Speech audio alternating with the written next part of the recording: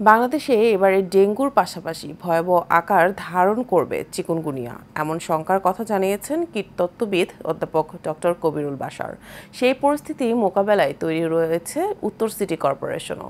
একই সাথে হাসপাতালগুলোও নিয়েছে পর্যাপ্ত ব্যবস্থা। শাহিন হাওলাদারের ক্যামেরায় শেখ সোহাগের রিপোর্ট। গ্রাম থেকে শহর প্রতিটি অঞ্চলে ডেঙ্গু জ্বরে আক্রান্ত রোগীদের সংখ্যা হু হু করে বাড়ছে। হাসপাতালগুলোতে বাড়ছে ডেঙ্গু রোগীদের উপচে পড়া ভিড়। বিশেষজ্ঞরা বলছে গতবারের চেয়ে এবারে ডেঙ্গু জ্বর ব্যতিক্রমধর্মী এবং এর লক্ষণও ভিন্ন। একই সাথে চিকুনগুনিয়ার প্রভাবও এবার বাড়বে বলে জানান অধ্যাপক ডক্টর কবিরুল বাশার। আমরা নিশ্চিতভাবে দেখতে পাচ্ছি যে এবছর ডেঙ্গু পরিস্থিতি বেশ খারাপ হবে।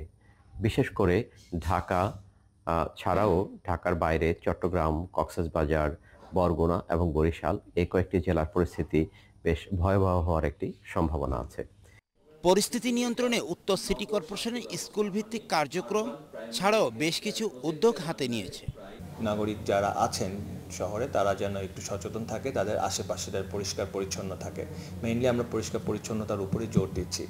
আমরা দুটি স্পেশাল প্রোগ্রাম করেছি। একটা হচ্ছে স্কুল ভিত্তিক যে প্রোগ্রামগুলো, যেহেতু স্কুলগুলো 7 থেকে 8 দিন 12 দিনের মতো বন্ধ ছিল, সেই স্কুলগুলোতে শিক্ষার্থীরা ক্লাসে আসার আগেই তারা যেন একটা মশক মুক্ত এবং ডেঙ্গুর আশঙ্কা মুক্ত একটা পরিবেশ পায়, সেই জন্য আমরা স্কুল ছুটির আগ পর্যন্ত গতকাল পর্যন্ত স্কুলগুলোতে আমরা প্রায় 1244 স্কুল টার্গেট ছিল, আমরা 1000-এর মতো স্কুল ফুলফিল করতে পেরেছি। আমরা ক্লিন করে দিয়েছি এবং ফগিং করে দিয়েছি যাতে মশার আশঙ্কাটা দূর হয়। সেই সাথে ডিএনসিসি কোভিড হাসপাতালকেও প্রস্তুত রাখা হয়েছে। তবে এবারের রোগীদের ধরন অন্যান্য বারের চেয়ে ব্যতিক্রম হয় বাড়তি সতর্কতার কথা জানান হাসপাতালটির পরিচালক। আপনারা জানেন যে আমরা চিকিৎসা দিয়ে একটা স্মল পার্সেন্টেজ অফ পিপলকে কিন্তু উই ক্যান ট্রিট, কিন্তু যদি আমরা প্রিভেন্ট করি তাহলে কিন্তু আমরা মাস পিপল এই ডেঙ্গু থেকে রক্ষা পেতে পারে। এবং এই সচেতনতার জন্য যেটা ব্যক্তিগত পর্যায়ে এবং সামাজিক পর্যায়ে এবং রাষ্ট্রীয় পর্যায়ে ব্যবস্থা নেওয়া প্রয়োজন।